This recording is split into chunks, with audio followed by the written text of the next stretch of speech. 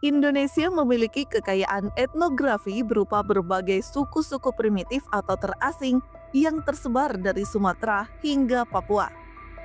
Kelompok-kelompok ini, mulai dari gipsi laut hingga penghuni rumah pohon, secara ketat mempertahankan tradisi leluhur dan isolasi mereka sebagai penjaga kearifan lokal. Meskipun kini eksistensi mereka terancam oleh laju pembangunan dan modernisasi. Berikut 15 suku terasing di Indonesia.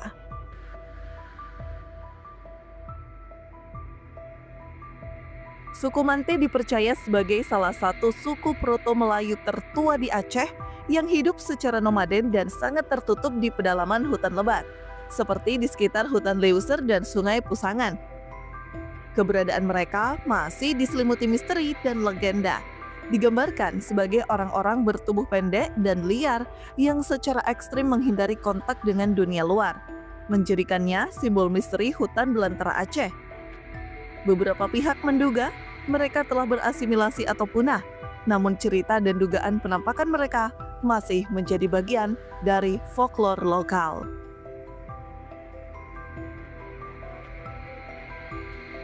Suku laut atau orang laut adalah kelompok etnis nomaden maritim yang secara tradisional menghabiskan seluruh hidup mereka di atas perahu atau kolek, mengarungi perairan Kepulauan Riau hingga Selat Malaka.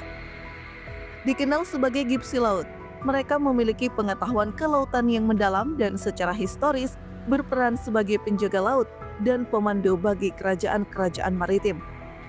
Meskipun kini banyak anggotanya yang mulai didorong untuk menetap di pemukiman darat, mereka tetap mempertahankan keterikatan kuat dengan lautan sebagai sumber penghidupan dan identitas budaya.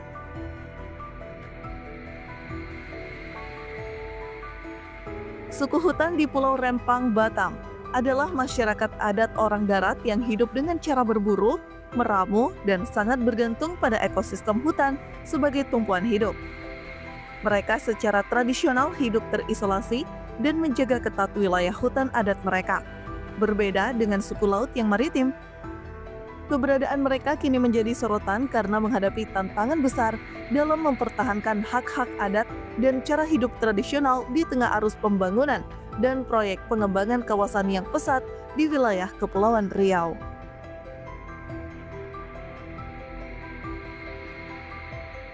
Suku Sakai adalah masyarakat adat yang mendiami pedalaman Provinsi Riau, terutama di daerah aliran sungai. Diyakini merupakan pencampuran antara Proto-Melayu dan penduduk asli.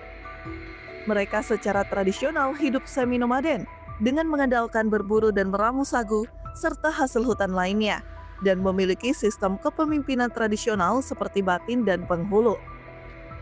Dalam perkembangannya, suku Sakai menghadapi tekanan dari pembukaan lahan hutan menjadi perkebunan yang mengancam mata pencaharian mereka dan mendorong sebagian komunitas untuk mulai bertransisi menuju kehidupan yang lebih menetap.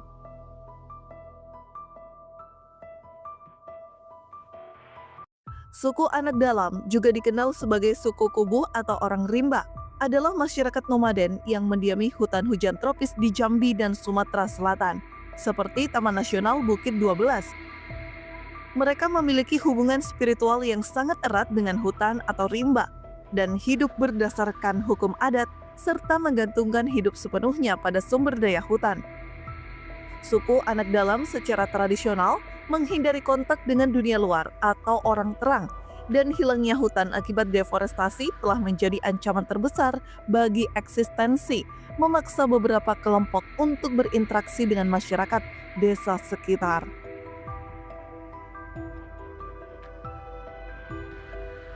Suku Baduy, atau mereka menyebutnya orang Kanekes, sangat taat pada konsep keharmonisan alam semesta dan perintah leluhur yang disebut Pikukuh.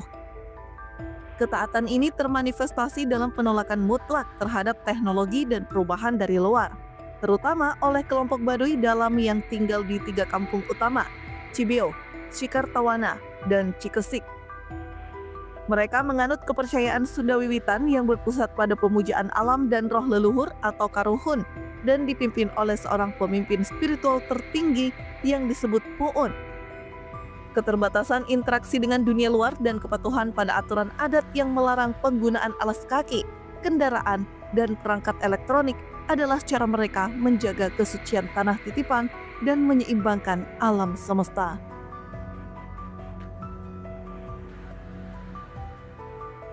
Istilah Dayak Ngayau mengacu pada tradisi pangayuan atau berburu kepala yang dahulu dipraktikkan oleh berbagai subsuku Dayak di Kalimantan sebagai ritual keberanian dan spiritual.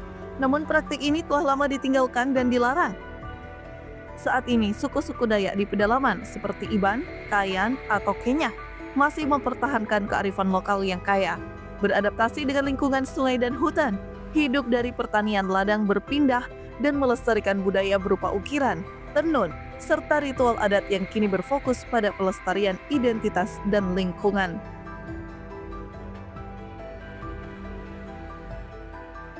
Suku Polahi adalah komunitas masyarakat terasing yang hidup nomaden di pedalaman hutan pegunungan Baliohuto Gorontalo, yang diyakini merupakan keturunan dari penduduk Gorontalo yang melarikan diri ke hutan pada masa penjajahan Belanda. Polahi berarti pelarian. Mereka hidup sangat sederhana, berpindah-pindah dan tidak mengenal pakaian modern, sistem penanggalan maupun pendidikan formal, mempertahankan bahasa dan adat yang sangat tradisional karena memilih untuk menjaga isolasi yang ekstrim dari masyarakat luar.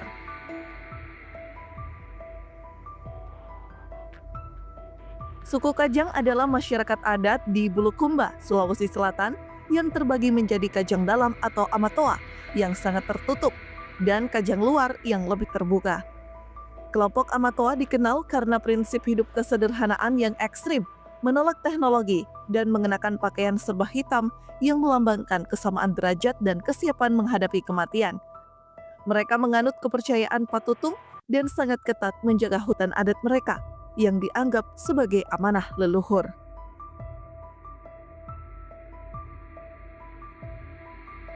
Suku Oni adalah kelompok masyarakat yang masih diselimuti misteri dan legenda di Kabupaten Bone, Sulawesi Selatan. Digambarkan sebagai manusia bertubuh kerdil yang hidup di dalam gua-gua atau hutan lebat. Keberadaan suku Oni secara pasti belum dapat dikonfirmasi dan dianggap sebagai folklore lokal.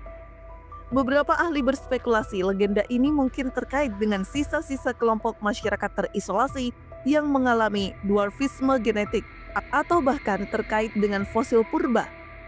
Namun hingga kini, Oni tetap menjadi bagian dari cerita misterius hutan pedalaman Bone.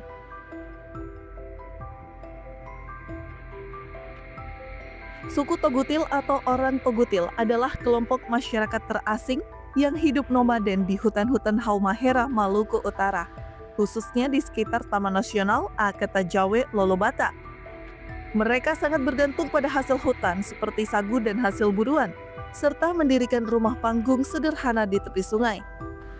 Meskipun ada upaya dari pemerintah untuk melakukan pembinaan, banyak kelompok Togutil yang secara konsisten memilih untuk menjaga jarak dan mempertahankan tradisi mereka yang kuat dalam kepercayaan animisme terhadap roh-roh alam.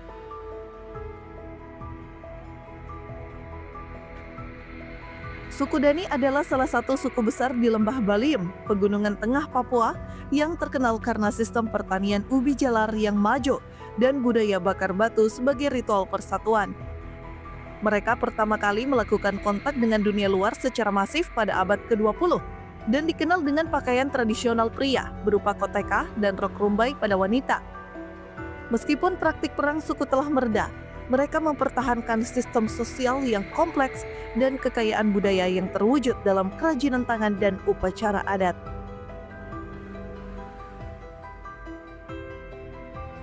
Suku Korowai adalah masyarakat adat di pedalaman selatan Papua yang dikenal karena tradisi unik mereka membangun rumah pohon atau konai pada ketinggian ekstrim untuk menghindari serangga, banjir, dan serangan musuh.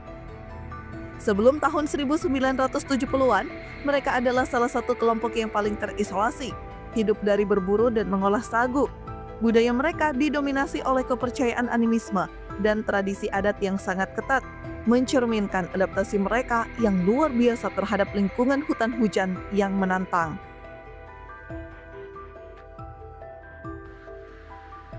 Suku Bauzi adalah kelompok masyarakat terasing yang mendiami wilayah hutan di sekitar Danau Paniai dan Mamberamo, Papua, Mereka dikenal karena keahlian mereka dalam berburu dan hidup secara semi-nomaden, mengikuti pergerakan sumber daya alam di hutan. Komunitas Bauzi sangat menjaga bahasa dan adat mereka yang unik, serta sistem kepercayaan yang menghormati roh-roh alam dan leluhur.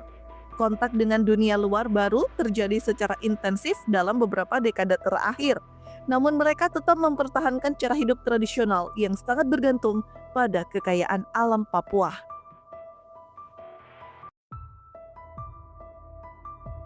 Suku Kombai adalah suku yang hidup bertetangga dekat dengan suku Korowai di Papua bagian selatan, dan juga terkenal dengan tradisi membangun rumah pohon atau konai. Mereka hidup sangat terisolasi, menggantungkan hidup pada berburu babi hutan dan mengolah sagu sebagai makanan pokok. Sistem sosial mereka diatur oleh hukum adat yang ketat, dan keterasingan mereka telah membantu melestarikan kebudayaan dan keterampilan tradisional, menjadikannya salah satu suku yang paling representatif dari masyarakat yang beradaptasi dengan ekstrim pada lingkungan hutan rawa.